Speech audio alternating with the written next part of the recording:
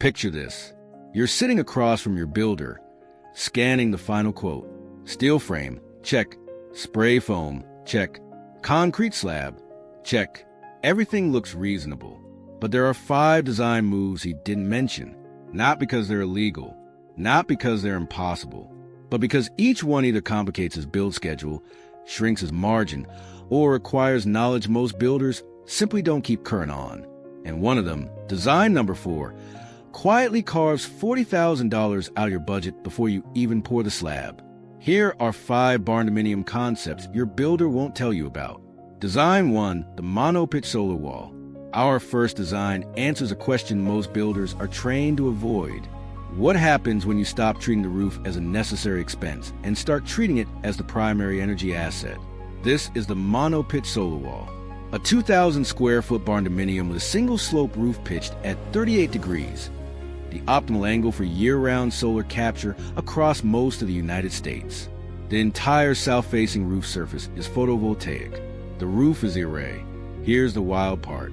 Because the steel frame carries clear spans, that south roof plane has no interior load-bearing walls. You're not paying for a roof and a solar system. You're paying for one integrated surface. The steel already handles a load. Inside, living space is stacked against the north wall, kitchen, bathrooms, utility, creating a thermal buffer. The south side is open plan with full height glass. In December, sunlight penetrates 22 feet, and it's a polished concrete floor. That floor is a thermal battery. During the day, it absorbs. At night, it releases. The honest truth, above the 40th parallel, you need engineered snow load calculations for uneven drift on a single plane. Most builders push symmetrical gables because that's what their truss supplier stocks. A monopitch means custom engineering, roughly $3,000 to $5,000 up front. But over 30 years, the integrated solar roof offsets between $60,000 and $80,000 in energy costs. Build costs, $110 to $175 per square foot. Design 2, the thermal mass core. Here's a question no builder will volunteer. Why do most barndominiums cycle their HVAC 40 to 60 times a day when a 200-year-old stone farmhouse cycles it with stove twice? The answer is thermal mass. Builders avoid it because it's heavy, slow, and requires foundation coordination before the steel frame goes up. The thermal mass core is a barndominium built around a central masonry structure, brick, stone, or poured concrete, running from slab to ridge. It houses the fireplace, but its real job is thermal regulation. A 12-inch masonry wall stores roughly 30 times more heat than a standard framed interior partition. The core absorbs excess daytime heat and radiates it back for 6 to 8 hours. No electricity, no moving parts. Because the steel frame carries the roof load, the masonry core is not structural. It just sits there and does its thermal work. In a stick-built home, this would require a separate footer and would fight the framing for space. In a barndominium, the steel clears a span and the masonry floats inside the envelope. The honest challenge: a thermal mass core adds $18,000 to $25,000 to foundation and masonry costs. You need a mason who understands thermal mass sizing, not just a fireplace installer. And in hot, humid climates, the Gulf Coast, Florida, the mass becomes a liability. It absorbs humidity and resists cooling. This design performs brilliantly from Zone 4 through Zone 7.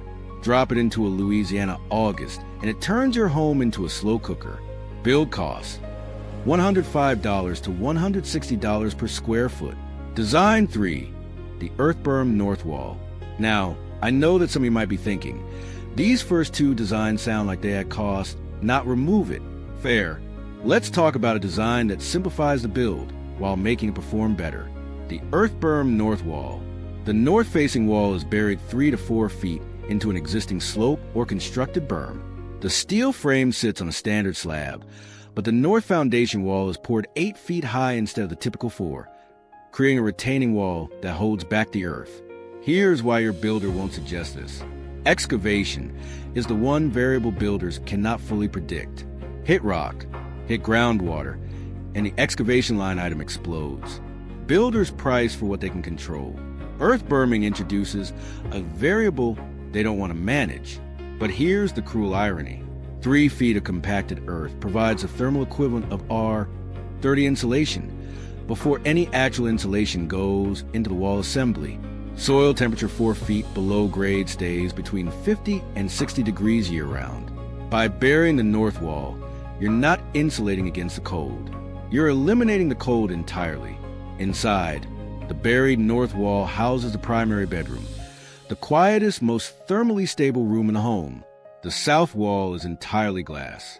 The honest truth, this only works with a natural slope or well-draining soil. Flat clay lots erase the cost advantage. But if your land has a gentle south-facing slope, this design costs roughly the same as a standard slab-on-grade Barndominium and performs 50% better thermally. Build costs: $120 to $190 per square foot. The range driven entirely by excavation conditions. Designed for the cantilevered covered porch, $40,000 save. And now we arrive at the design your builder really doesn't want you to know about. A covered porch on a custom home costs between $35,000 and $60,000.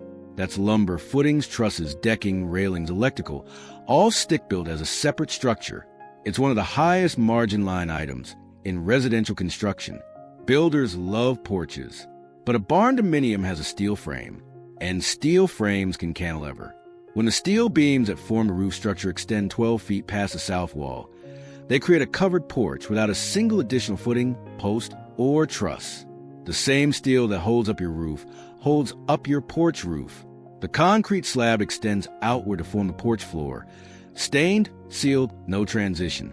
The result is a 12-foot deep outdoor living space costing $8,000 to $12,000 in additional steel and concrete, instead of $35,000 to $60,000 in stick-built construction. Net savings, roughly $40,000.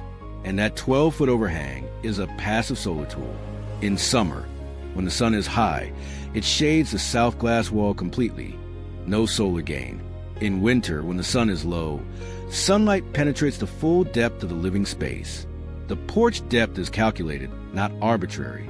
The honest challenge: cantilevering steel 12 feet requires an engineered moment connection that most Barndominium kit suppliers don't offer as standard. You'll need a structural engineer to stamp the detail, roughly $2,000 to $3,000. But we're comparing $3,000 in engineering against $40,000 in porch construction. The math is not close.